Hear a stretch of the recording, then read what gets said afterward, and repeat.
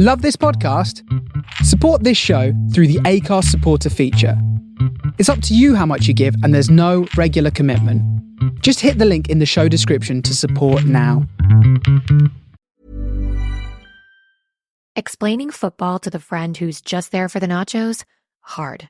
Tailgating from home like a pro with snacks and drinks everyone will love? An easy win.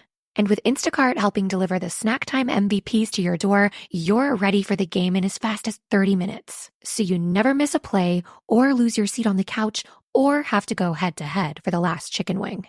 Shop game day faves on Instacart and enjoy $0 delivery fees on your first 3 grocery orders. Offer valid for a limited time. Other fees and terms apply.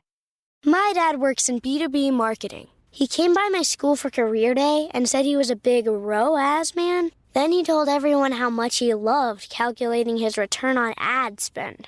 My friends still laugh at me to this day. Not everyone gets B2B, but with LinkedIn, you'll be able to reach people who do. Get a $100 credit on your next ad campaign. Go to linkedin.com/results to claim your credit. That's linkedin.com/results. Terms and conditions apply. LinkedIn, the place to be, to be. Ryan Reynolds here from Mint Mobile. With the price of just about everything going up during inflation, we thought we'd bring our prices down. So to help us, we brought in a reverse auctioneer, which is apparently a thing. Mint Mobile Unlimited Premium Wireless. How to get 30, 30, bit to get 30, bit to get 20, 20, 20, bit to get 20, 20, bit to get 15, 15, 15, 15, just $15 a month? Sold! Give it a try at mintmobile.com/switch. $45 upfront payment equivalent to $15 per month. New customers on first 3-month plan only. Taxes and fees extra. Speed slower above 40 gigabytes. See detail.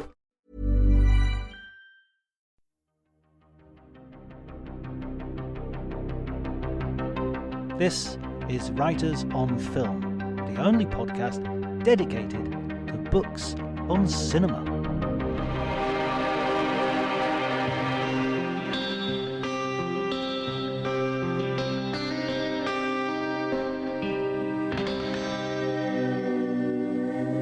Hello, my name is John Bleasdale. I'm a writer and film critic, and today I'm going to be talking to J. Blake Fichera, who is the author of 2 books of interviews that he's made with composers of film music for horror movies, entitled Scored to Death and Scored to Death 2. If you enjoy the podcast, please remember to like, subscribe. You can follow me on Twitter at Dr. Jonty, DRJONTY, but before you do any of that, please enjoy the conversation.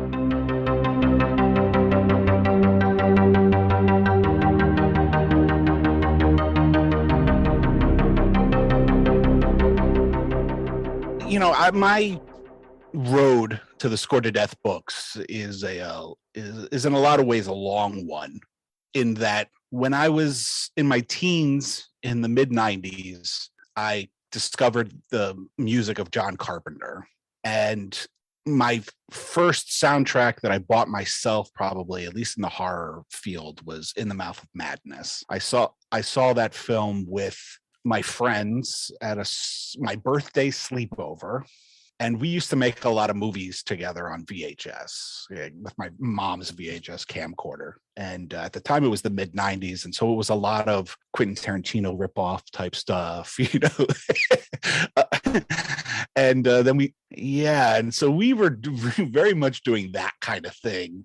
But it was a bunch of 15, 16-year-olds and whatnot. We watched In the Mouth of Madness. And that opening track, which was originally temped with when he was editing Enter Sandman by Metallica. So it's this hard rocking thing that he redid for that. And it just captured both mine and my friends' imaginations. And that night at like 4 a.m, we made our first horror movie, with the end credits of that playing in the background as the background music, because that's how we did it back then. We didn't have editing systems. We just kind of filmed and did that.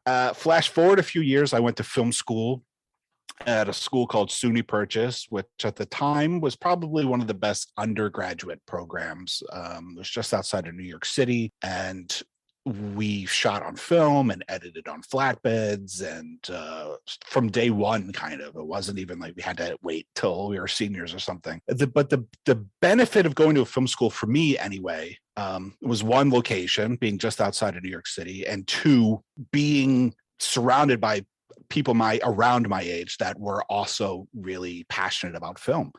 My friends were to a certain extent, but they weren't enough to try to pursue it the way I did. And it was a tight-knit group. Every year, I think they accepted like 30 students into the program, maybe, and then less actually showed up. So 20 some students. And for me, the big benefit was becoming friends with these people, because then you start to share the things you've seen, the things you're interested in, and then as well as going to class and seeing film history, you just, at that age, you're just a sponge. And so people had seen some of the Italian horror stuff, and I just submerged myself in horror also at that time, because one, I consider a perfect storm of things. I was in school with people, and some of them were into horror movies, and they introduced me to horror movies I hadn't seen before. Joe Bob Briggs's Monster Vision was on TV, and I didn't have cable at home, but I did at school. So I started watching that. Living just outside of New York City, I had access to the kinds of video stores that I didn't have access to in the suburbs. Everything came together. Anchor Bay was releasing Lucio Fulci movies, George Romero movies, remastered. It was just kind of a wonderful time to be a horror fan. The internet was still kind of new to me. We're talking like 97. So I didn't have the internet at home. I'd have to go to the college library. And when I kind of discovered the films of Dario Argento and Lucio Fulci, I also discovered the music of Goblin and Fabio Frizzi. And for me, there was no turning back from there, with John Carpenter, Goblin, Fabio Frizzi. I was always kind of into film music. I loved John Williams growing up, like so many kids my age. My dad listened to film music. So it never seemed weird to me to like film music. But these guys was a different breed of film music. It was a kind of film music that was more equated to pop and rock and the kinds of things that I could listen to my own. So I just kind of fell in love with it then. So we're talking late 90s, stayed obsessed with Goblin. In 2000, they reunited for Dario Argento for a film called Non Ho Sono. They put out an album. Simonetti put out an album with a band called Diamonia, which he created, which he reworked a lot of the Goblin and some of the Keith Emerson stuff and Morricone stuff that they did for Dario Argento into more of a hard rock, heavy metal thing. And I just loved that album. I would commute. I didn't have a car, and I would commute 2.5 hours every day for work. I was editing educational films, and I didn't have an MP3 player then. Now we're talking about 2001. So I dug out a Walkman, and I bought a blank cassette. And on side A, I had Hall & Oates' Rock and Soul Greatest Hits Volume 1. And on side 2, I had Daimonia's Dario Argento Tribute. And I listened to it every single day.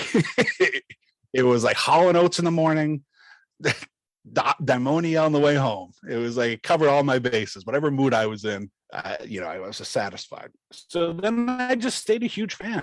Around 2013, and this is what I talk about in the preface of my book, Goblin, a version of Goblin that was really technically called New Goblin, but when they came to America, they were just called Goblin, and it was half Goblin members, original Goblin members, and half Daimonia members, which was Simonetti's band from the early 2000s.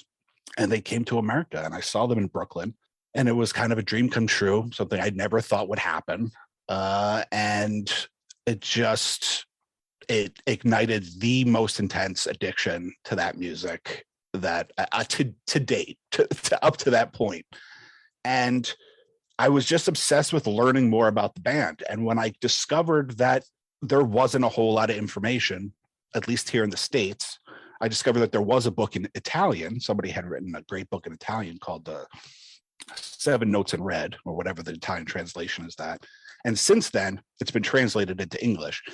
But at the time, there wasn't anything. So I was like, I need to find out more. So I decided that I was going to reach out to Claudio, who I had reached out to as a fan a bunch of times in the decades before that. But, and I wanted to interview him. So then it was like, okay, so what am I going to do with this interview? And just kind of slowly in late 2013, we're talking October is when I saw the band, was for Halloween. So November, December, I start thinking, okay, I want to reach out to him. I want to interview him. What can I do with it? I love John Carpenter. Maybe I could interview John Carpenter. Maybe I could interview somebody else from the band. Maybe I could interview Fabio Frizzi. And suddenly this idea started to formulate of like, maybe I could put together a collection of interviews. So I started to read books of interviews with composers, because I said to myself, I'm a musician, but my knowledge of film theory is limited. Let me see what other people are doing. So I started reading other books of interviews. And for the most part, I got discouraged because a lot of them were kind of very heavy in music theory. And I said, well, I can't do that. Like, I don't speak that language. So maybe I'm not the guy to do this.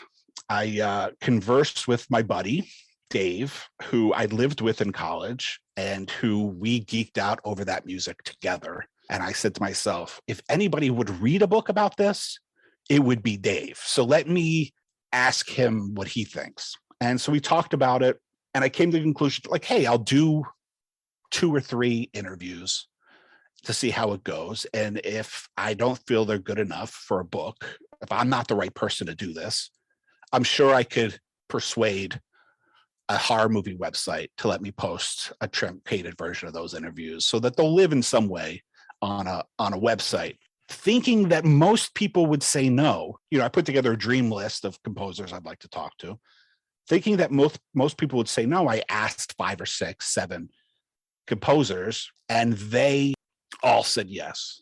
And so suddenly it was like, okay, it was going to be the idea of doing a couple of test interviews went out the door, because now I had 5 or 6 people. So I said, okay, I guess I'm going to try to write a book. And the first interview took place in January of 2014, which was Harry Manfredini. The very next day, I interviewed Alan Howarth. And then a couple of days later, after I read the interview, I listened to the interview and transcribed the interview with Alan Howarth. I interviewed Alan Howarth some more because I was still finding my legs of what it was going to be. I just remember Harry Manfredini, who was the first one, and he's the composer who's best known for the Friday the 13th films. I emailed him, and I found his contact information online. I emailed him and I said, I'd like to interview. I'm starting a book. He said, how long do you think it's going to be? And I said, I don't know, 45 minutes, maybe an hour. And he's like, oh, I'm going to talk a lot longer than that. And so Harry and I talked for 2 hours, maybe more. And that interview, I'm actually very thankful that his interview was the first one, because that interview is the one that set the pace for the rest of the interview. Had I done an interview that was an hour long, 45 minutes long first, I might have said to myself, this is the pace. This is what these interviews are going to be. But Harry and I talked for so long, and it was so interesting. And he's such a fascinating guy. And we talked in depth about so much stuff. It was like, okay, I guess like this is the bar for the rest of them. And so then I was off to the races. And over the next, 2 years or so after that, I was working on the book that eventually became Score to Death: Conversations with Some of Horror's Greatest Composers. After that, I wanted to jump. I was so into it. I wanted to jump into the next one. And my publisher was like, whoa, slow your roll.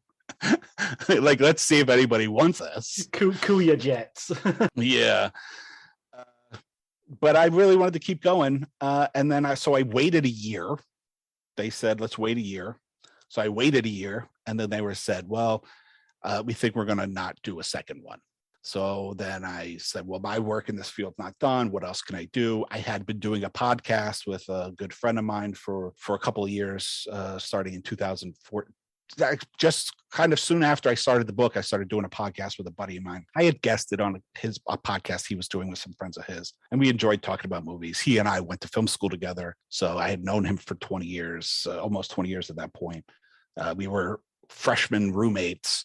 So he's like a brother. He's one of my best friends. And so I said, well, I'm doing this stuff in podcasting. I had done a lot of guest podcasting in promotion of the book the first book when it came out. So then I started doing Score to Death, the podcast, which was kind of a continuation. I was interviewing more composers, but it was an audio version. After doing that for a year, some things occurred that I don't think are really worth going into, but needless to say, the publisher came back around and said, hey, do you want to do, I told them I'm going to do a second one, and I might be doing it with another publisher if you guys are okay with that. And they said, well, maybe we could do it here. And so I ended up doing it with the same publisher who I loved working with on the first one. I think they did a really great job with the book. And so the second book ended up becoming half the interviews are interviews that started in the podcast, most of which have updated information. So I did, I interviewed them, and then I interviewed them again more in depth, or updates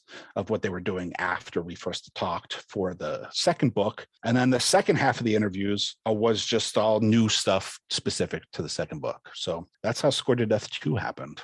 Excellent. But I mean, one of the things that I really appreciated reading the book was the fact that you're putting all of these different people together. And although they're interrelated, Alan Howarth writes music with John Carpenter and works on his films. Some of them are very, very different and are very far apart. But because you put them all together, you sort of see links, and you see sort of different methodologies, different approaches, different attitudes, and it's just really interesting to have those interviews all in one place. Yeah, when I started, it didn't really, wasn't my plan that I was going to ask them all the same questions. And I don't. There's a good portion of them where I ask them all the same question. And a lot of them I don't, because a lot of the questions are specific to the movies they worked on, the filmmakers they worked on, etc. The book, more than anything, it's kind of under the guise of a horror movie book, but it's really mostly about the process of it's like celebrating those composers. You learn about them personally, and then it's kind of learning about the process of creating music for film and how they all approach it. And the majority of the movies that we talk about just happen to be horror films. And then some of the questions towards the end of those interviews kind of lean more into what makes horror music different than other types of film music and things like that. But it wasn't my intention that I was going to ask them all the same questions, but I was getting such good answers to so many of those questions. And then and then I would maybe tweak those questions as I went on, and I saw what people were saying. It really was this wonderful evolution, the interview style that went into the book. It had an evolution as I saw what was working and what wasn't working, and the questions that weren't getting the kinds of answers I thought were worthwhile enough to put into a book where there was restrictions of time and space. So I started editing as I went along. Yeah, absolutely. The things that I find fascinating about a lot of the questions when I ask them a lot of the same questions are not just the differences, but the similarities. I found in the first book, very much there were two schools of composer. There were composers who were more classically trained. They maybe went to school for it. A lot of them taught it. They learned how to compose. They learned how to conduct an orchestra. And those guys had a very different way of writing from people that were more rock oriented. But the people that composed with classical training composed in a more similar way. And the people that composed who came from a rock and synth background was more of an improvisational style. So those questions became about that. And then when I went into the second book, or even into the podcast, and I started talking to people and I started gearing questions toward that, I found that the second book has a lot younger, the proportion of more current, younger composers is greater in the second book, because when I did the second book, I was trying to figure out, well, what can I do that this first book doesn't offer? The first book was very heavily weighted in 70s and 80s composers with some guys from the 90s and 2000s. So the second book became more weighted in people that were younger or working today, their heydays today, with some guys who are older. There's just a kind of a balancing act of how can this book be different? But because I was interviewing so much younger guys, I found that there was a lot, the line wasn't as clear with how they composed. There was a lot, I do a little bit of both. It was a lot of, I do a little bit of both. So suddenly everything that I thought I kind of knew from doing the first book, a lot of that wasn't relevant for the second book. So it was just a really interesting process, not just, you're saying having all these guys in a collection, but diving so heavily into this style of this brand of art and music in 5 or 6 years time, interviewing. The books combined 30 composers, but then the podcast also has a bunch. So we're talking about upwards of 40 composers that I interviewed over, I don't know, from 2014 to, 2018, 19, something like that. So it was pretty heavy. And so it was a lot of information. And it was a wonderful process. And yeah, there was a lot of interesting things about, if you put up the bullet, the cork board, the bulletin board, you start to pull out the yarn, like a police investigation. Serial killer is here somewhere. Of process and style and collaborations and equipment, especially. What I found in the second book was I became friends with somebody who I work with. My day job is as an editor and producer for television. And I became friends with a story producer that I was working with on a project. And he came from Pittsburgh, and he was a huge Romero fan, and he was a big horror guy. And he's also a musician, so he was way into the music. So he bought a copy of my book when I told him about it. And he's the one, his name's Mark. He's the one that said, I'd love to know more about the synths they were using. And I said, oh, okay. So when I started doing the podcast and the second book, people will notice that I ask more questions about the specific equipment, like what synths we're using, what samplers, what drum machines, because I found through the process after the first book, promoting it, going to horror conventions with the book to sell it, talking to horror film music fans for the first time, really, because I did the first book in a bit of a vacuum, being on Twitter, conversing with the film music fans, I started to learn, like, okay, this is the kind of information they're looking for. The first book was information I was trying to find out. And now I'm going to dedicate some of the second book to the information that these people are saying they want. So the second book we do talk about equipment in the first book, but the second book, it gets a little more specific about it. It's so interesting as well. I mean, I have a similar experience doing this podcast, in that I feel like I've done a crash course in film books because I've been reading so many film books and talking to people. Do you feel like you've learned a heck of a lot? Oh yeah, I certainly more than I ever would have imagined I would learn. If you talk to teenage me, whether it was after I saw John Carpenter, after I got into John Carpenter music, or after I got into Goblin, and you said, hey, in 20 years, you're going to interview all these guys, and people are going to think of you as an expert in this kind of music. And I would have thought I was crazy. And when people kind of when people, mention that they think of me that way, they ask me to come on to talk about something because they think I'm an expert in something, I always just say, well, let me just read the books and you too can be an expert. It's all there. I'm learning with you. I'm learning. No. Yeah, like everything I know about it is stuff that those guys told me. I didn't leave anything out. I mean, there's some, obviously the books are edited, but for the most part, you can know everything I know about it too, just by reading what they told me. Absolutely. I mean, and you're meeting some of your heroes. So you meet, or you're having conversations with some of your heroes. And I was really interested in a John Carpenter interview because I've never interviewed John myself, but I do have friends who've interviewed him and who have said he's kind of a short answered guy, and he sort of has this. And I thought your interview was really good because you kind of didn't let him just give short answers. You kind of pushed him a little bit on some stuff and got some really interesting material. Yeah, I mean, that was by far the most intimidating interview. I mean, he was, that still is, probably even more so now, my favorite director of all time. How I met Dave, who I mentioned earlier, who I ran the idea of doing the book by, who I lived with in college. How I met, he was in the film program, but he was a year ahead of me. So when I was a freshman, he was a sophomore. When I was a sophomore, he was a junior. But when you're in film school and you start talking to people, other film students, and one of the natural things is, oh, so what kind of stuff are you into? Who's your favorite directors? And I would say John Carpenter, and everybody would say, oh, you got to meet Dave, because Dave was John Carpenter was Dave's favorite filmmaker. And I was on the set for a student film, and somebody came over to me and said, you know that guy Dave? He's standing right there. So I walked over to Dave. I said, I hear you like John Carpenter. And he laughed. And then months later, we lived together. It was kismet. So John Carpenter had been such a huge part of my life. He was the reason why, among Goblin and Fabio Frizzi, but I mean, one of the real inspirations for the book, for me wanting to do the book. So I was so intimidated. I had the great benefit of interviewing him. I did 2 interviews with him for the book, and they're not separate; they're edited together within the one chapter. But the first time I interviewed him, I asked him, would you ever think about doing an album that was just an album, not a soundtrack?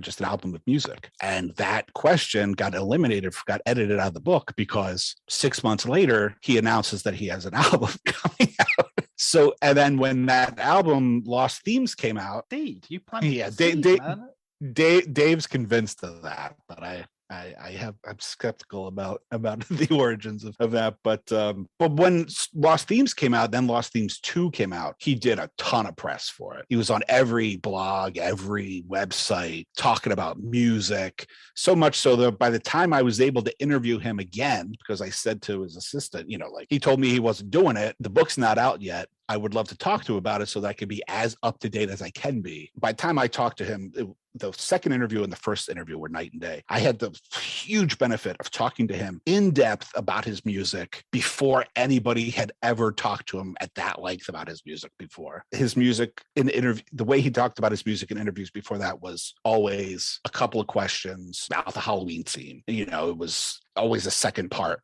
the second thought to the rest of the interview. But I interviewed him specifically about his music for an hour the first time, maybe a little bit more, 70 minutes, 80 minutes, something like that. And I just felt like he had a good time, which is something I totally didn't expect. Like, we laughed up together. I used the word diegetic, and he's like, I had never heard that word before, which I doubt very much. But but he was laughing at me for using the word diegetic and not diegetic. There's a funny part that's obviously not in the interview, but something happened. He's like, oh, can you hold on a second? I hold on 1 second. And he puts me on hold, and his phone had this very creepy, 8-bit early 1990s music on it that was within the phone, which I had never heard a phone do that before. But he came back. He's like, okay, sorry. And I said, John, I have to tell you, that's the creepiest hold music I've ever heard. And he started laughing. He's like, yeah, I don't know how to turn that off. And I isolated that. I cut that out, and I sent just that bit to a couple of friends of mine because I thought they would find the music funny. But everybody's response was he sounded like he really wanted to get back to you. They all focused on the fact of when he was when he put me on hold, how he, wanted to really get back to the conversation. I never really thought of it that way. So I just got very lucky that he was very into it, because I don't feel like he had ever talked that much about music before. And of course, when the interview was done, I was disappointed because his interview just doesn't feel like the other ones. The way he thinks about music, or at least then, because he wasn't a rock star then, now he's a rock star. Quite literally, the way he thought about music was an afterthought. He directed the movie, then after he had a cut of the movie, then he sat down and he did the music. Whereas a guy like Harry Manfredini, Chris Young, any of these other guys in the book, that's their primary focus. If I was to have asked John Carpenter when I did the first interview, what do you do for a living? He wouldn't have said I compose music for horror movies or movies. I'm not a film composer. He would have said I make movies, or I'm a retired filmmaker, or whatever. So he just doesn't think about music the way the other guys do. And he's not educated in it the way the other guys are. So I don't think he has the vocabulary to talk about it the way the other guys do. So when the interview was done, I was disappointed because I just felt like I didn't get enough. It's like we just didn't get into stuff as in depthly as I wanted. But then I read it and I transcribed it and I sat with it for a while, and I said, but this is the most information about his music that I've ever read. And I've read every John Carpenter book there is. So I had to kind of take the consolation prize, which is I didn't get what I wanted, but there's no interview up to that point that is better about his, at least as informative about his music as this one. So, and what was the second interview like? You said they were like night and day. Oh yeah. So by the second time I interviewed him, he talked about his music on everything. Right. And I swear to God, he was playing a video game while we were talking. He was just over it. He did it, and he was cordial and he was nice. But he could tell now he had stock answers for things because they were the same answers that he had said. I mean, I talked to him mostly about the album that had come out or was coming. Yeah, I guess by that point it was out or was just about to come out. And I did ask him a few questions about some things that I wish I had asked him about the first time, like In the Mouth of Madness. And so a couple of follow-up questions on other things, but he was over it by that point. He was tired of talking about it. He had done so many in such a short amount of time. And even his assistant was like, I don't know, he's kind of over it now. What's your favorite Carpenter then? What's your, if that's not too sort of asinine a thing to ask? Score or film? Film. Well, in a lot of ways, they're my children, man. So I don't know. The house is on fire, and you can only take one. I do tend to steer. I have always kind of, as much as I love Escape from New York and Big Trouble in Little China, They Live and stuff, I've always been even more passionate about his horror movies. The Thing. I mean, it's really a masterpiece. You know, it's funny because when I was getting into horror movies, my dad, who considers himself an intellectual, especially when it comes to things like cinema, and he is to a certain extent. He's a lawyer and he's well read and he's read every classic novel there is.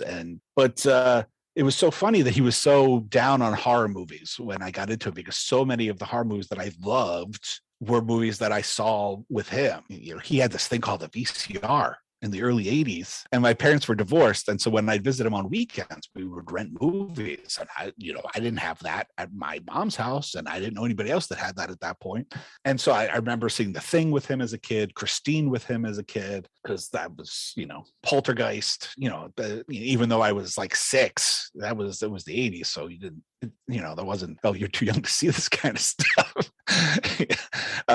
And you've got The Thing is, of course, being scored by Ennio Morricone, and I was always curious about how that came about and how that happened. And of course, in the book, you addressed that. I was really pleased to sort of find out that Morricone essentially, Carpenter sort of said, "Could you do it a little bit like me?" And Morricone just basically did one of the best John Carpenter scores I've ever heard. I mean, not as in a score for a John Carpenter film, but a score by John Carpenter. Well, if there is, I feel like genre films, for the most part, are the place where you can really point to the auteur theory. Yes, of course, you can talk about Scorsese, but in a lot of ways, the films that you're talking about when you talk about a Scorsese film are genre films. They're not horror. It's not a horror genre. But, so when you start talking about the auteur theory, when you talk about directors who have a very specific personal stamp on their movies, when you see their movies, it's them, they're dealing with similar subject matter, the way they look, everything. Guillermo del Toro is a perfect example. Even though Nightmare Alley is not dealing with fantasy, it's actually like the anti-fantasy film in terms of content, and subject matter. When you watch it, it's him. John Carpenter is kind of the king of that, and he made it clear with the deal he got with Halloween. I'll do it for X amount of dollars, blah, blah, blah. And it will say John Carpenter's Halloween at the top of the movie. And I think almost every movie, if not every movie after that, it's John Carpenter's The Thing. John Carpenter's The Fog. And part of that, and I asked him, because I said, look, you've always said, when people have asked, why did you do the music? You always said, well, I was the cheapest and the quickest. And I said, but by the time you get to, The Fog, Escape from New York, look, Sean Cunningham was not working with a lot of money and managed to hire Harry Manfredini to do what's now a pretty iconic symphonic score. So, you could afford, I could understand with maybe Halloween and Assault on Precinct 13, but once you've had a couple of hits, once you've had a hit with Halloween, you can afford to hire somebody. And he was almost irritated by the question. He's like, okay, I know I get where you're coming from. And he admitted that it was just another way of him to have control over the film, another way for him to put his stamp on the movie. And so it's kind of, you call him out on his bullshit there. Really. I mean, because it is kind of bullshit, because the proof is the scores that he writes are brilliant. And if they weren't brilliant, then okay, I was cheap and I was there and I was easy, I was quick. Fair enough. If they were sort of patched together and amateurish, but the fact that again and again, it's not just like he fluked with Halloween. They're all good, I mean, I don't know them as well as you do, but Escape from New York, The Fog, Assault on Precinct 13, Halloween, all fantastic. Christine's great. All of his scores are great. I mean, absolutely. And so part of my intent that when I went into the books, there was a couple of things. Like it was, I want to do the definitive interviews with these guys. So in a lot of ways, it was like, okay, what are the stock answers when Harry Manfredini talks about the and Halloween? He gives a reason. It was because of, at the end of the movie, Friday the 13th. He has his answer. So I was like, okay, I feel like I need to include that question. When you go to a concert, even if you're the biggest of Billy Joel fans and you don't really care about it, you want to hear the deep cuts, you also want to hear you want to hear Piano Man at the end. You want to hear the greatest hits in addition to some of the deeper cuts. So that was kind of the way I approached it. It was like, okay, I need to get the greatest hits, but I said to myself, but maybe I can get them to go deeper into it than nobody's ever said. So I definitely had, part of my mission was, yes, there's stock answers, but what's deeper than that? So when I asked Carpenter about that question, it was like, okay, I get that. It makes sense, but other people are hiring people with less money. So it's not really surprising when it comes to, he hires Ennio Morricone, who, if there was a Mount Rushmore of film music composers, Ennio Morricone would be on it. I mean, some of the greatest scores of all time, one of the most celebrated composers in cinema, that when he gets the score, he says, yeah, thanks, but can you make it sound like me? Yeah. A few more. I love the thing he says about, can I have some less notes? Yeah, fewer notes. Yeah, it's like the emperor in Amadeus telling Mozart, the human ear can only hear so many notes. But it's. I mean, he does. Ennio Morricone seems to understand immediately okay, you want this, and I can do that. But not only can I do it and it not be a pastiche, I'll do it and it will be one of the best scores you've never written. Yeah, and it's also, he talks about the way they did it, which was, basically Ennio Morricone sent him cues and then he worked them into the movie, which was a very Italian thing. That's the way throughout the 70s, 60s, 70s, even into the 80s, all the guys from Goblin, Fabio, Frizzi, that's the way they did it. They saw the movie, or they read the score, or they read the script. They saw a cut of the movie, but then they went and they recorded music, and then the filmmakers or the editors just cut it in however they wanted it to be cut in. So that's so it's also a way of scoring that I'm sure Ennio Morricone was totally comfortable and familiar with, even though he hadn't been doing it. He probably, actually 82, he was probably still doing it for a lot of Italian movies by then. I just interviewed Giuseppe Torratore, who's just made a very big documentary on Ennio Morricone, and one of the things he said in terms of skill is he doesn't have, obviously he's writing music, doesn't have digital technology, he doesn't have a deck that he can just use and just time things and fix things in post. He has to write something which is 43 seconds long, and that's it. And once you've got that, there's not much you can do with it. You're just using that. So it's very, very precise and very, very, so it's just really interesting that's the way Goblin are doing it as well. And yeah, there's stuff about process that I never would have imagined. Talking to I think Jay Chattaway, who was probably best known for the horror fans as the composer for the movie Maniac, the 1980 version, not the remake, which I interviewed the composer of the remake for the second book, Rob.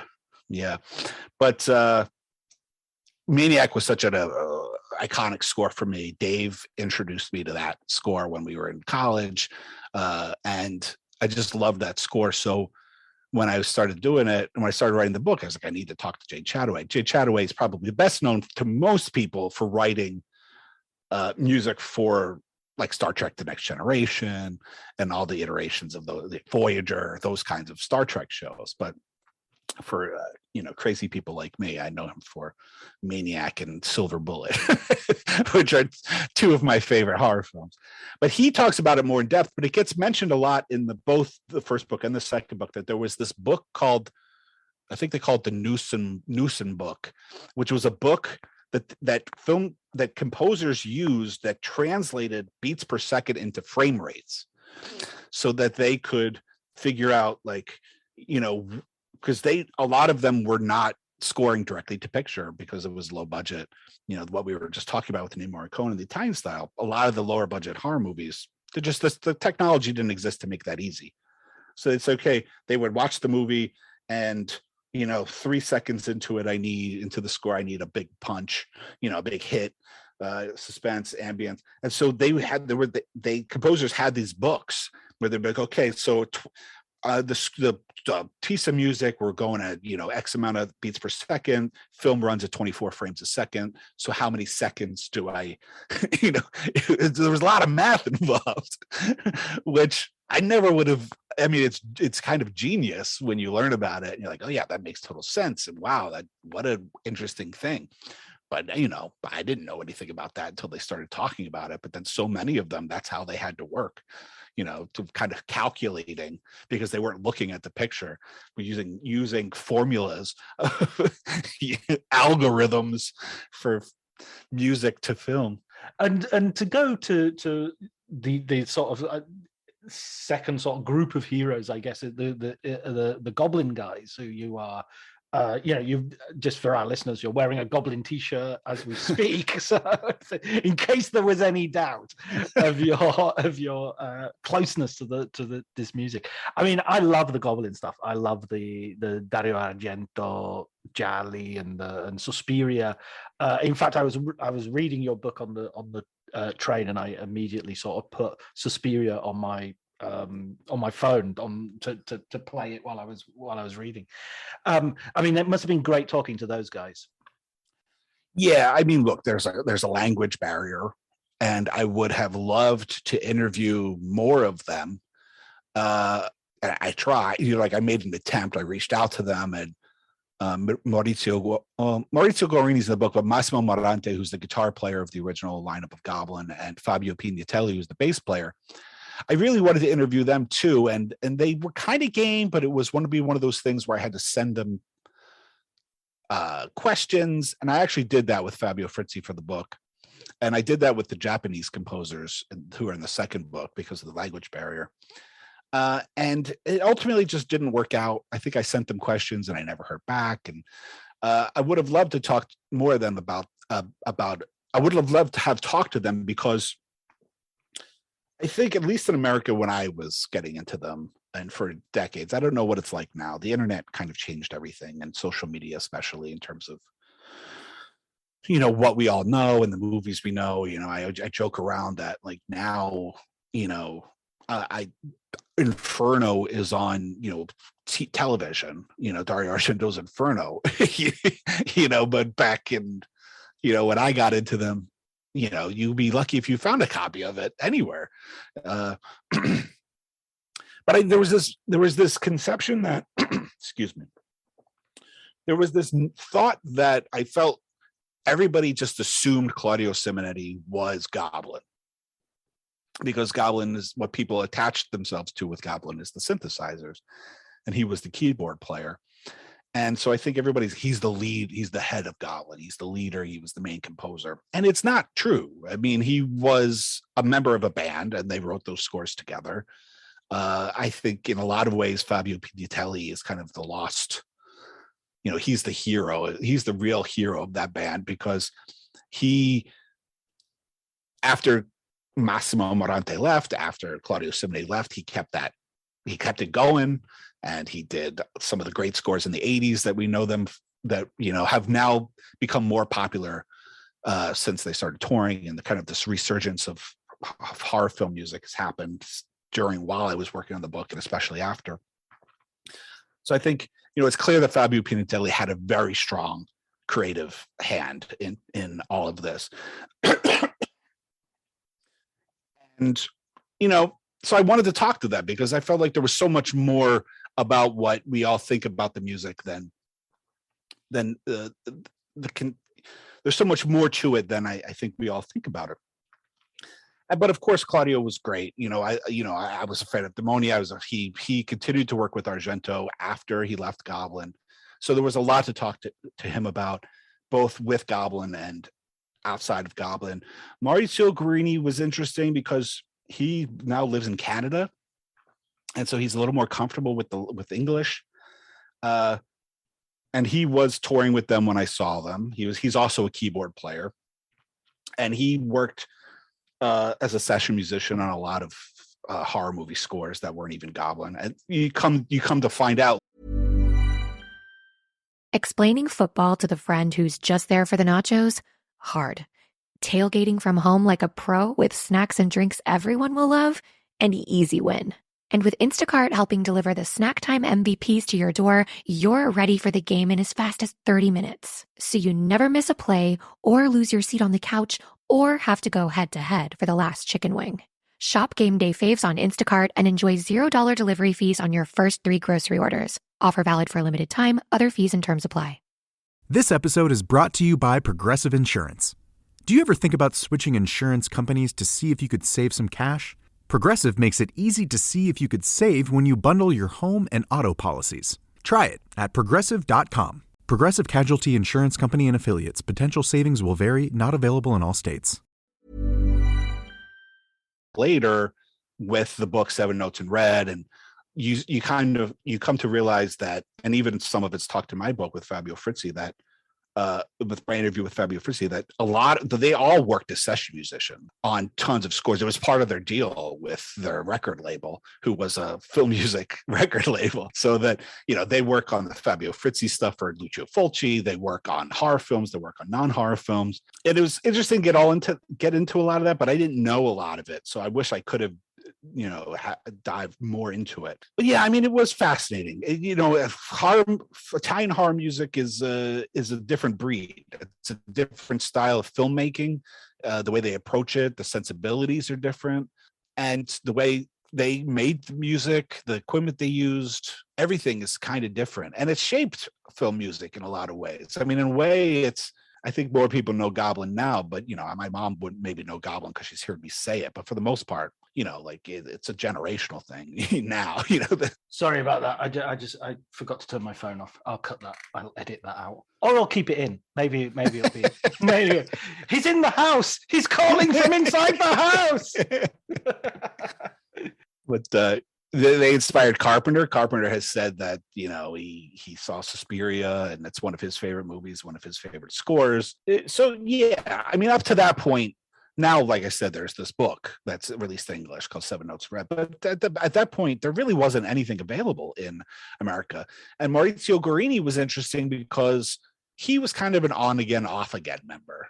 And he even says, he was never, at that time, through the 70s, when he worked with them in the 70s and then again in the 80s, he was not even an official member of the band. He never signed a contract to be a member of Goblin. He wanted to stay separate, even though he worked with them. I think he's even uncredited on Boyo Omega and Patrick and some of the late 70s, early 80s stuff after Claudio Simonetti leaves. It's a very rich and complicated history that now had more light shed upon it, but at the time there really wasn't. So I took great pride in being someone to bring at least some information about those guys to horror movie fans who just, like I said, there was a lot of legend stuff, urban legend. People had assumptions. You hear things. We got to ask Claudio about. There was always this. Oh, they wrote all this music for Suspiria that Argento used on set. And that he would blare the music on set to frighten the actors into submission.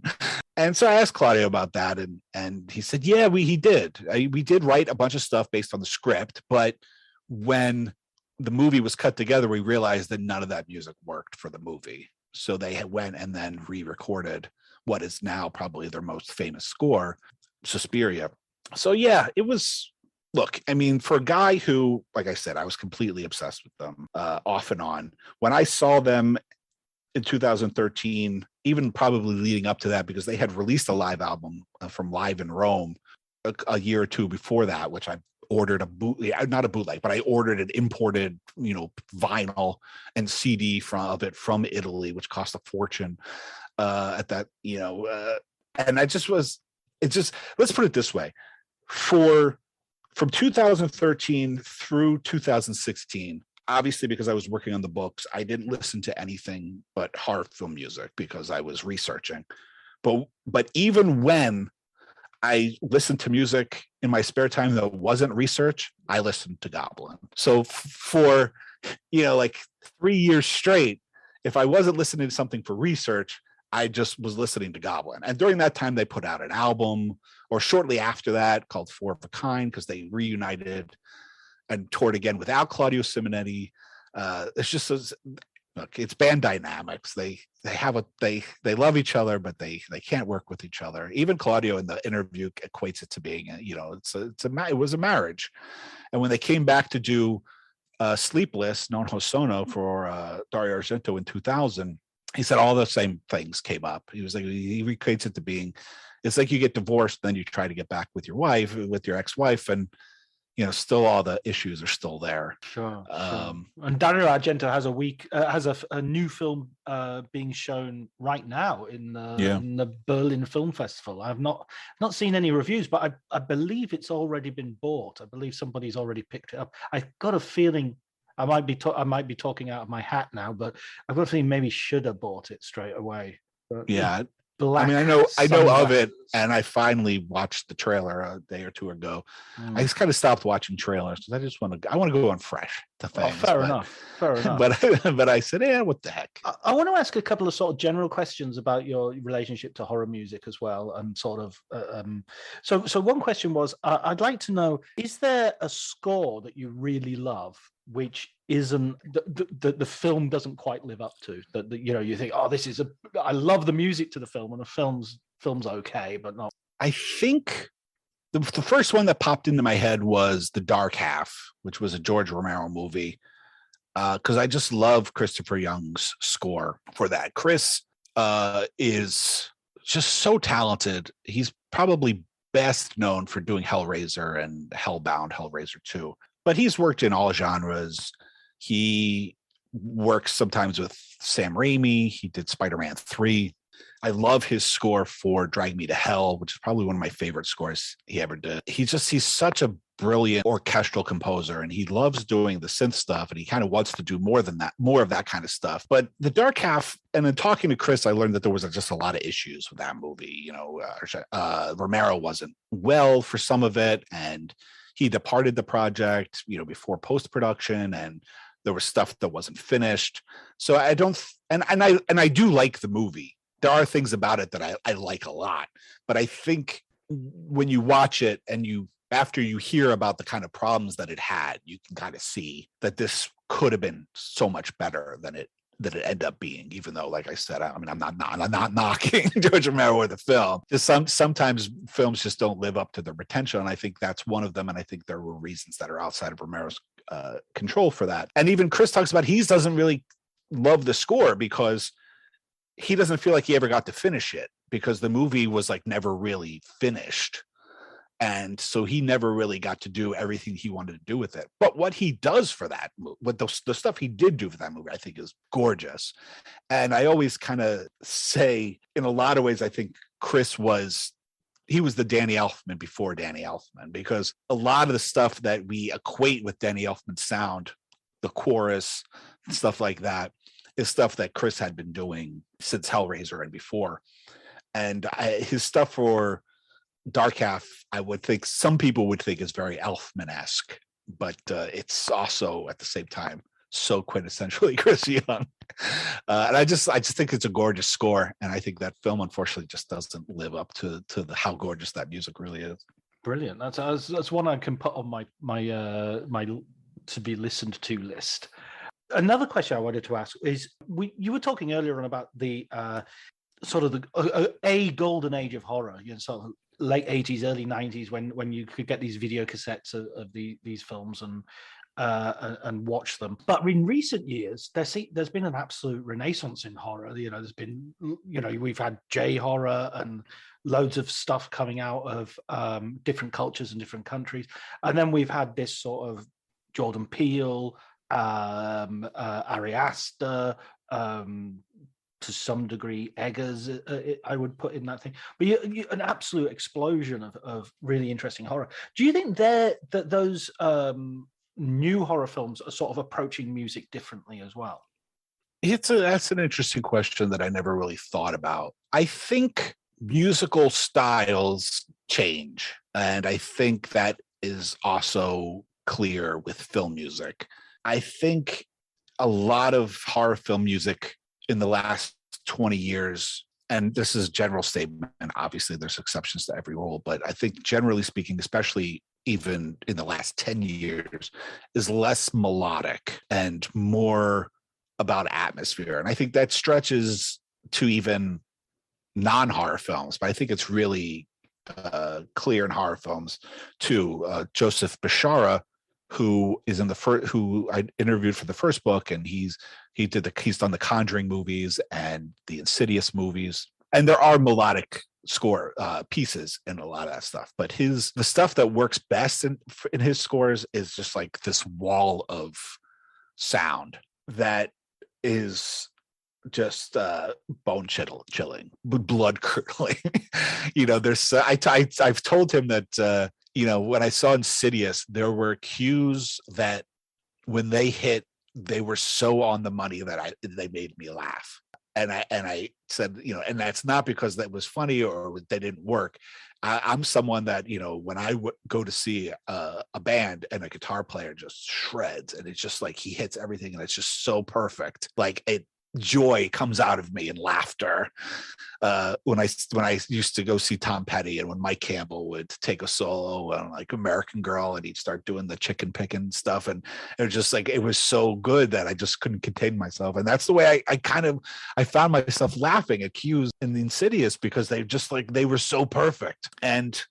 But a lot of his stuff is just very atmospheric, and you see a lot of that stuff in the Ari Aster films. I feel like that's obviously atmosphere has always been a big thing in horror. And I think just the way people approach it is different now. I mean, clearly the way John Carpenter does atmosphere is very different than the way, Joseph Bishara does, who just assaults you with, it's actually very akin to some of the Suspiria stuff. When you get past the theme and you start to hear the cues like witches, and they just bombard you with wailing vocals and sound. So it's not like it's new. I just feel like that kind of stuff gets used more. And the technology changes things. They all talk about how now they have to mock up things, which is basically what they do for directors, is they do the entire score in the computer, even if it's an orchestral score, because the directors are just used to hearing it the way, so they actually have to like kind of complete the score ahead of time in a way that could be used in the movie, and then go and record it again with an orchestra when they're doing an orchestral score. Budgets I think are less, time is probably less for the most part. So I think a lot of that, I think also, it comes across in the style. They just have less time and less money to work with. I was listening to Hans Zimmer's score for Dune recently, and that you'd be hard put to find a melody in that. It's just a kind of persistent ambient drone. I don't mean that in a bad way necessarily. No.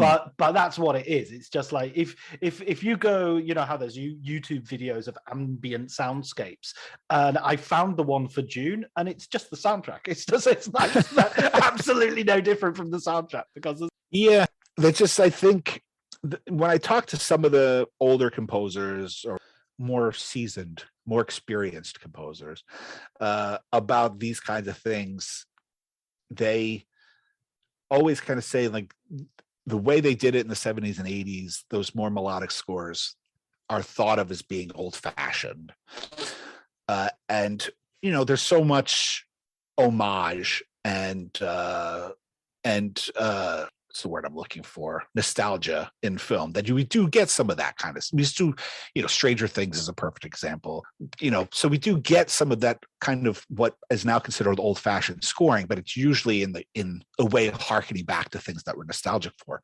People ask me these kinds of questions all the time. They ask me about, like the Marvel movies and what I think about those scores. And they say, like, I can't remember what they sound like or whatever, but so, well, it's hard to say because I'm not, 8 when I'm seeing these movies, like I was when I saw Star Wars and, Indiana Jones, and, maybe kids that are seeing them now, those are going to be the scores that they love as adults. We're not seeing them now. Jay Chattaway talks a lot about, and it's something that comes up a lot, but he, I think, puts it best in the first book, where he talks about, we talk a lot about temporary scores. And that something was kind of always done, but is really always done now, which is the editor uses pre-existing cues in the editing for rhythm, because they're going to show it to potential investors and they can't show it without music. And then the composer is given a cut of the movie and it has this temporary score on it. Sometimes it's cues they've written, sometimes it's not, often it's not. And they're kind of asked to do that.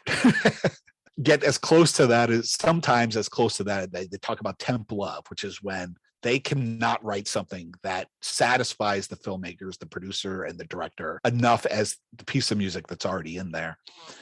Now, what Jay Chattaway talks about in his interview, is that now, because it's a practice that everybody uses, everybody's temping with the same music.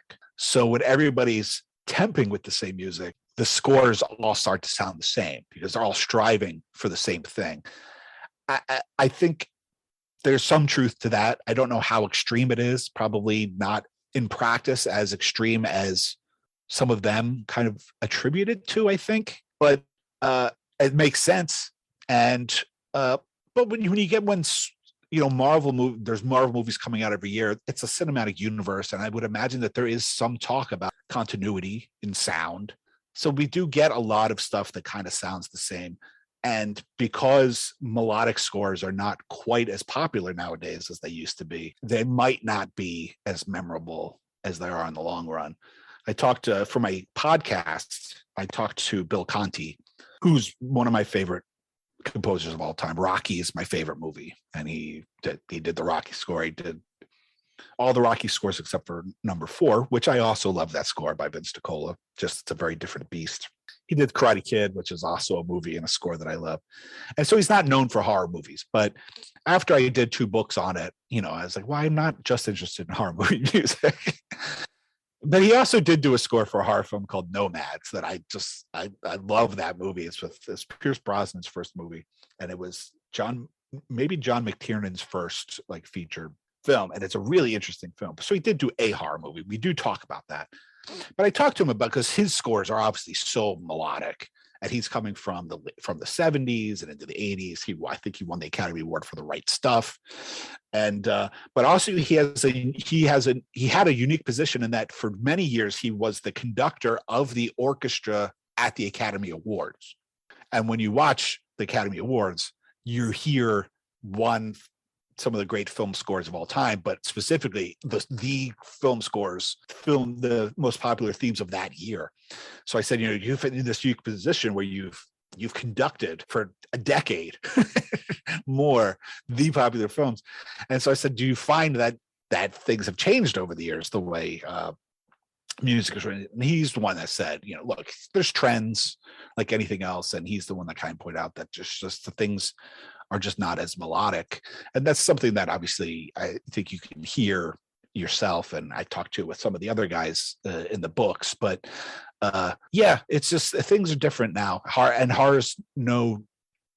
isn't different either. And in terms of, film music fills a lot of jobs in cinema, and some of them are unique. And in horror, some of the things that it does are unique to horror, but ultimately that was one of the things that really became clear to me when I was interviewing these guys, is like music does so many things within a movie. Because even as a fan of horror, of film music in general, and you listen to it and you appreciate it, you don't really, as a fan normally, unless you're a certain type of person, and I wasn't, really analyze how it's working and what it's doing.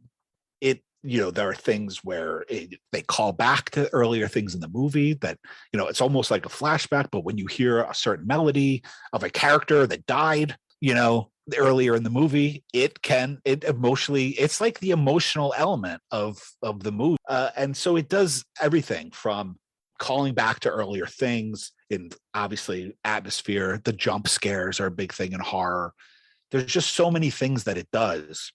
And so in a lot of ways, that kind of stuff doesn't change, because there are certain jobs that it has, but how it approaches those jobs, how it does those jobs, or sometimes does change. And this is a really long-winded answer for for a very simple question. It's all right. When I edit it, it'll just be like you going, "Yep, you're right, John." I'm joking. But also, you brought up, Asian horror as being something that's, more of a now it's been 20 years, but more of a contemporary style of horror. And I was lucky enough in the second book to interview two Japanese composers, Kenji Kawai and Koji Endo, because like I said earlier with the second book, part of my mission was like, what can I do with the second book that I didn't do with the first one? And I was mostly American composers, but there was some Italian composers in the first books. What's the other really important version of horror, culturally, regionally, that I should talk to? And obviously Asian horror came to mind at the time. And so I reached out. It was very hard getting those interviews, and conducting those interviews were very difficult because of the language barrier. And so those interviews feel very different in the book. They're a lot shorter. But again, I take pride in the fact that I have maybe the only 2 interviews with those guys in English that you'll be able to find. But also what became clear in those interviews, even though they were short and I couldn't talk to them the way I did most of the other composers, there's a cultural difference, obviously, in life. And that comes across in the movies and how they approach the music. And so those kinds of things change. So, I mean, it's all stuff. I guess why this is such a long-winded answer is because it's all stuff that as a listener, you can't typically put your finger on, because in the best case scenario in films, one could argue the best scores are the ones you never hear, because they're working in a way that you're so involved in the narrative of the movie that it's so much a part of it that you don't recognize that it's playing. And even if you do, it's taking you on this emotional journey and you're not thinking about it technically or scholarly. You're just accepting it. And the way music works in movies in so many ways, but that emotional level, I think when it's working, you would never know what's different, because ultimately it's all, like I said, they're all trying to fulfill certain goals in their jobs. And some of those jobs are akin to all genres or specific to every genre. But if they're doing it right, who cares how they get there? Sure. What about, okay, that leads on to my another question, which is there a score that you listening to separately from the film you find really scary, that it has that sort of effect on you, it chills you? What would be sort of the scariest score? Well, that's a tough one. I mean, probably the stuff that is not melodic, the things like Joseph Bishara's stuff and some of the Suspiria stuff. There's a film called Black Christmas, the original one. Carl Zitcher, his last name is spelled very oddly. I never know how to pronounce it. A lot of that is just like banging piano strings and stuff and running things along them. It's not music in any kind of conventional sense. Those kinds of things, because they're so foreign to the way we think about music, that when you get those, it's hard not to have some kind of visceral reaction, even if it's not like because it's reminding you of the movie. A lot of the scores, like Rocky, for instance, like I can literally cry listening to that score, but it's because my emotions to that music are so tied to that movie and that story. The last cues of that score, like I literally could just listen to that album and cry because it's so tied in. We're talking about music, quote unquote music, that doesn't need that emotional response, that connection. It in itself is so viscerally kind of disturbing that it literally like attacks your ears in a way that conventional music kind of doesn't. Chris Young is working on a project right now that I can't talk too much about because hasn't announced or everything, but it's not a film. It's more of a kind of a retrospective thing. And he asked me to listen to a bunch of things for him. And some of it is like that. There's stuff that he wrote for Invaders from Mars that I don't think gets used in the movie. I think they didn't like it. It got rejected. But when he gets more synthy, when Chris Young does more synthesized stuff, things like Sinister, Empty Man is a more recent film that he did. when he works in synth, he gets very kind of out there, and it is very like visceral. And I told him, I said, look, this is not my kind of music. This is like, I would listen to this once because you did it. And it does take me on a journey in its own right, but it's not a journey I want to go on often.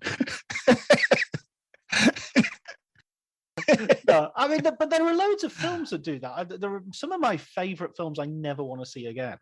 And it's not because some of them it is because they're they take me into two dark places. I don't know, Son of Saul, for instance, or Michael Haneke's Amour, I wouldn't want to see again. Gaspar Noé's Irreversible, I wouldn't want to see again.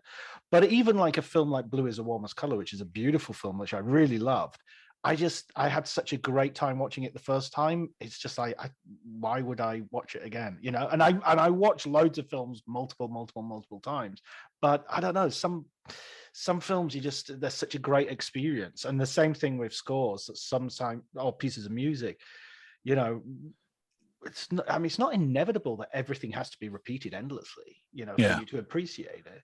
Absolutely. I was thinking of Howard Shore music for Seven. Has, you could listen to that outside of the film and it just has a relentless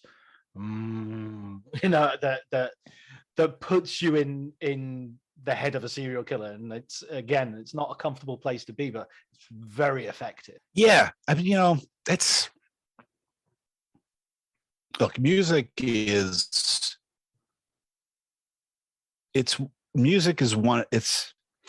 it's an interesting art form because it's invisible.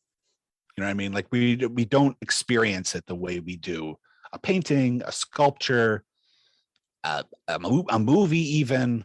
I mean, movies are interesting because it's a collaborative art form that encompasses so many different art forms to make one end product, from set design to cinematography to music to acting. It's like the ultimate art form in a lot of ways because it's the culmination of all these great art forms. But music is, spoken word, I guess, would be one that you experience, just sonically, but there aren't many. And so I feel like you must experience it through on a different part of your brain than you do other things. And you can look at a painting and have an emotional response to it, but I don't feel like it's ever going to be unless it really does like sense memory, some experience that you had, and you look at it and it's like it reminds you of your mother who passed away or whatever. Like obviously you could have very profound emotional responses to visual art, but music, I think, does it attacks you in a different way emotionally, and it's very mathematical, in a way that I don't understand. It's its own language. These guys, the reason why I was so afraid that I might not be the guy to write these books is because I'm not fluent in the language that these guys are speaking.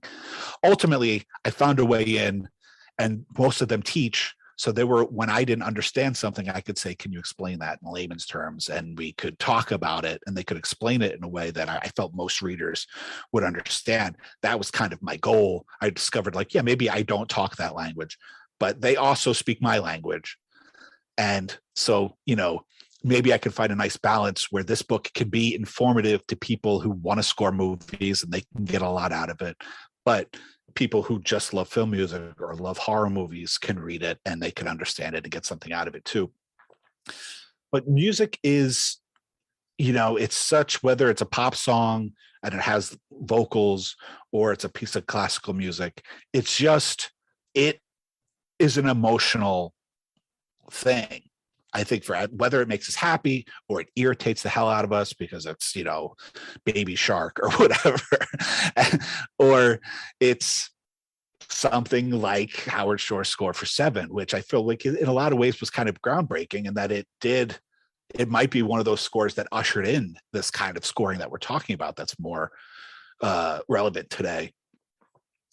And like I was saying with the movies, like that's kind of what it does for the movies. I mean, they all explain what it does. Because I ask most, if not all of them, like, what is your job? or what does film music do? And Harry Manfredini, I don't know why he's the one guy that keeps coming up in this conversation when there's 30 guys. But like one of his things was, as a film music composer, you're a dramatist. You're doing everything for the movie that the picture isn't already doing. And, and some of them also, the emotional content is stuff. And we talk about with Tom Hajdu, who is the part of the writing team of Tom and Andy. He talks about like passive music versus active music. And it's just, the long and short of it is like, one of the big revelation to me was how many things it does. But at the end of the day, it's really about emotion. And even though the emotion they're often trying to achieve in horror movies isn't comedy or, isn't happiness or romanticism, or they're trying to scare you. But at the same time, you get a score like Richard Band's score for House on Sorority Row, which I talk about with Richard in the second book. And that's a score that is just gorgeous. It's this lush orchestra. It's a waltz,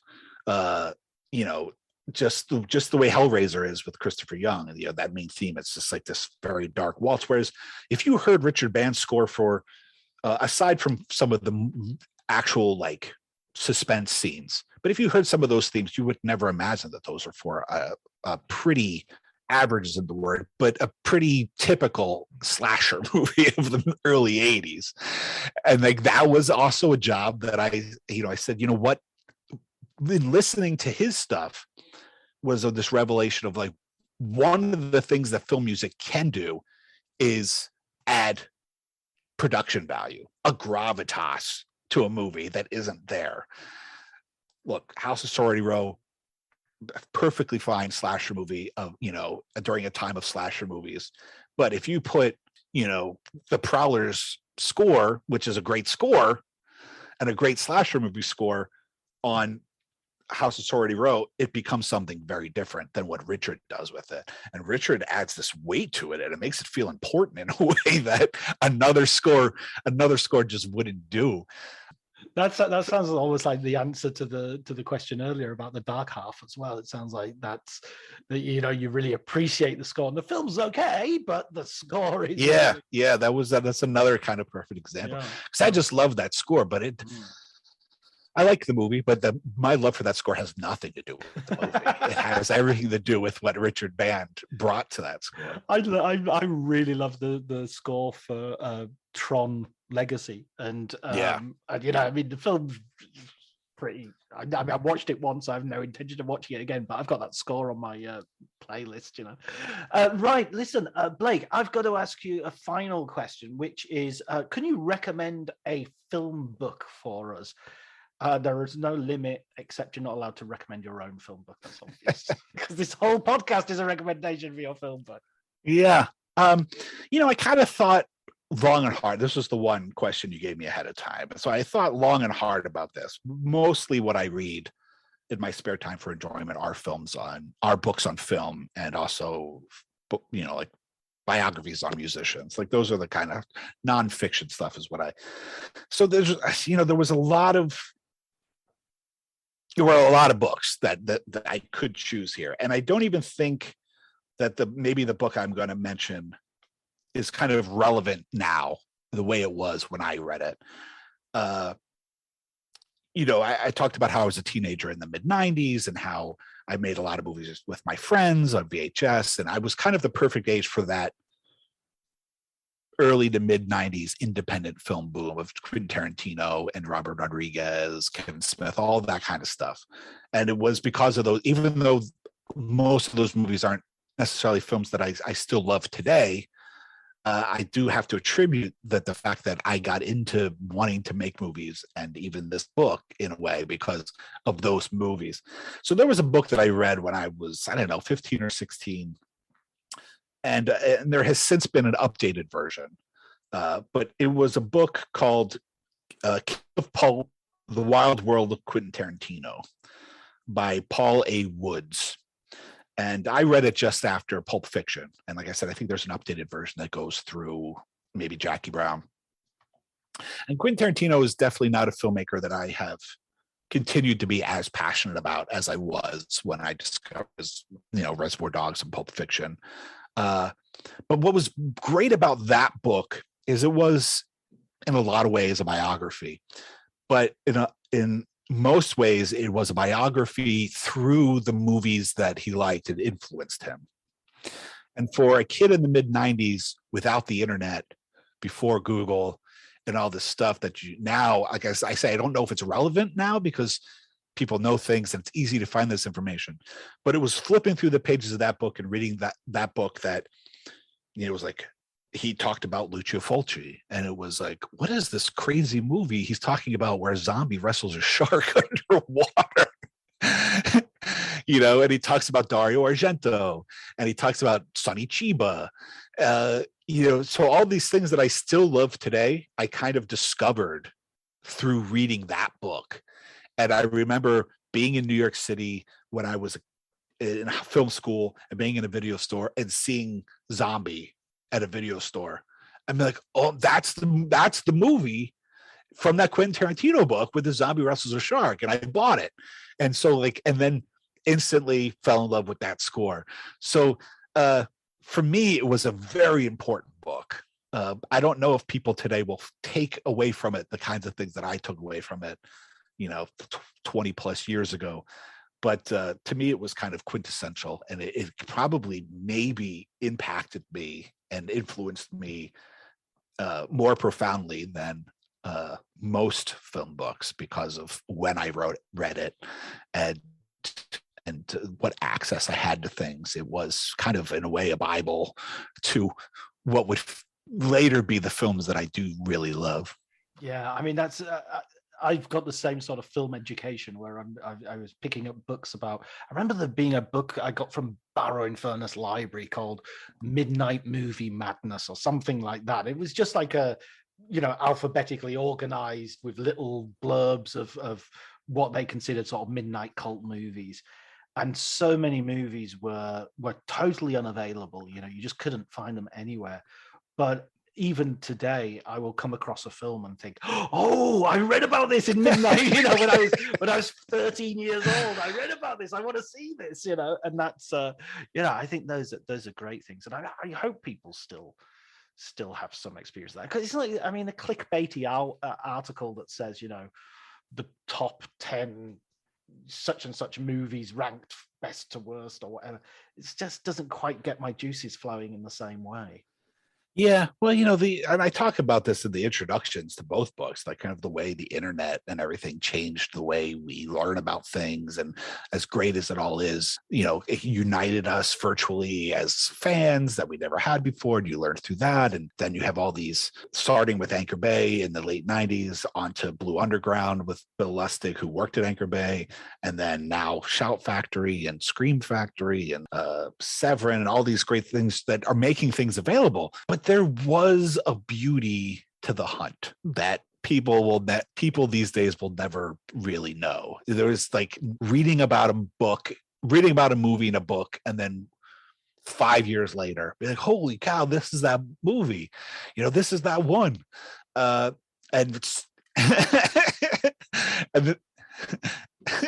and stumbling upon it in a seedy movie store in Manhattan, it's a very different thing. And a lot of the scores, when I got in Italian movies, a lot of those scores were a hunt. It was finding them in weird record stores, going to horror conventions, going on before Facebook and all that, going on message boards and saying like, hey, does anybody have this? And then like literally sending them a blank cassette so that they could tape it for you. And then later CDRs, sending things to Italy so that they would send stuff back to me. We've got to stop this, because at some point we're going to start going, the kids today, they don't know the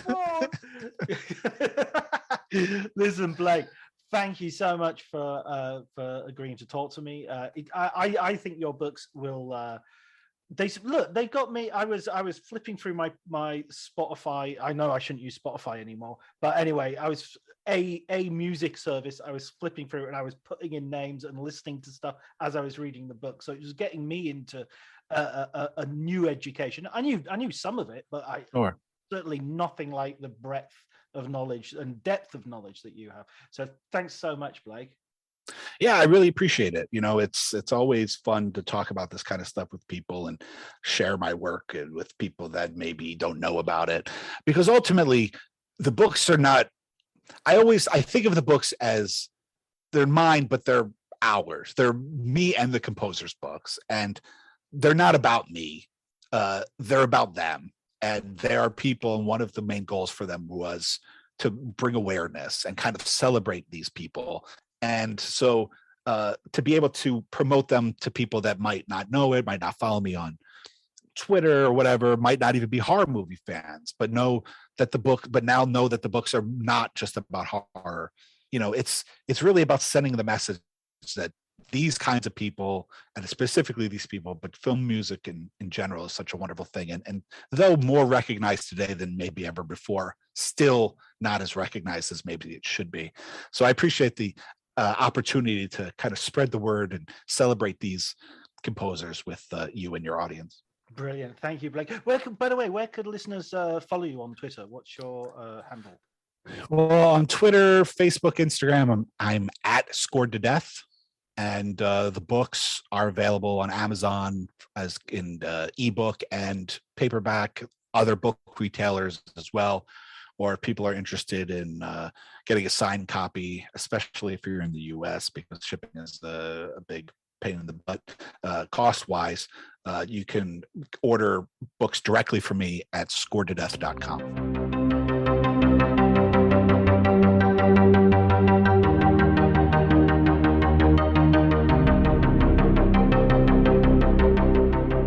So that was my conversation with Blake. I hope you enjoyed it. It certainly got me going through my playlist and listening to some Goblin and some other composers. Thanks go to Elliot Atkins for the music, Ali Howard for the art, and thank you all for listening. I'll see you next week.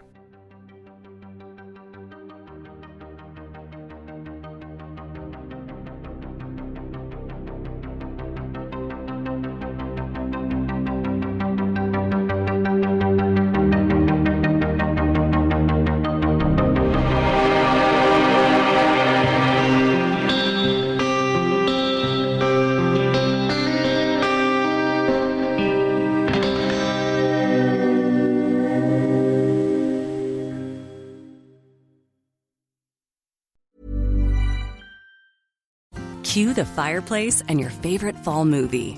There's nothing better than a cozy evening at home with a glass of First Leaf wine. First Leaf is a personalized wine club that delivers right to your door. Sounds magical, right?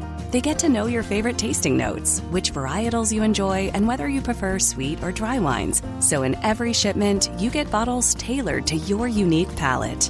Go to tryfirstleaf.com/fall to get your first 6 wines for just $44.95 with free shipping. This episode is brought to you by Progressive Insurance. Do you ever think about switching insurance companies to see if you could save some cash? Progressive makes it easy to see if you could save when you bundle your home and auto policies. Try it at Progressive.com. Progressive Casualty Insurance Company and Affiliates. Potential savings will vary, not available in all states. My dad works in B2B marketing. He came by my school for career day and said he was a big ROAS man. Then he told everyone how much he loved calculating his return on ad spend. My friends still laugh at me to this day. Not everyone gets B2B, but with LinkedIn, you'll be able to reach people who do. Get a $100 credit on your next ad campaign. Go to linkedin.com/results to claim your credit. That's linkedin.com/results. Terms and conditions apply. LinkedIn, the place to be, to be.